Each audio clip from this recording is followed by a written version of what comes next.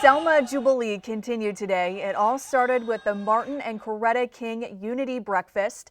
Local, state, and national civil rights leaders met to discuss racial and economic division in the United States and what can be done to bring Americans back together. We've never accomplished anything in isolation. We have to come together. We have to put down the harmful rhetoric that we see come from as high as the White House these days. We have to put down the division, and we have to come together. We have to come together as a people with a common goal of making America better for everyone that's here in this country. On Monday is the march from Selma to Montgomery, starting at the foot of the Edmund Pettus Bridge to the state capitol building. And the march to restore voting rights at the bridge started at noon.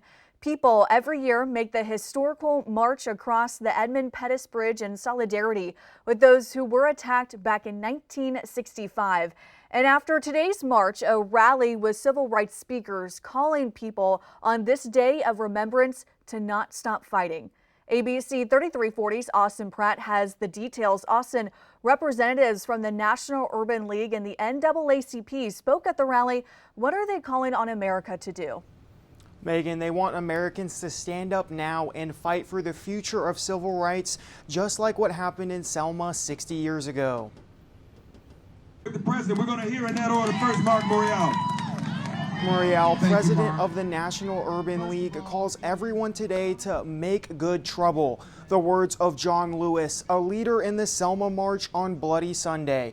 When it comes to things like Medicaid cuts, financial aid to historically black colleges and universities, the elimination of diversity, equity, and inclusion programs, and the termination of federal employees. These topics and more also discussed by President of the NAACP, Derek Johnson, specifically the elimination of DEI. We are in an ongoing fight. We only lost a scrimmage, but the war will be won. Why? Because we will stay fired up and ready to go.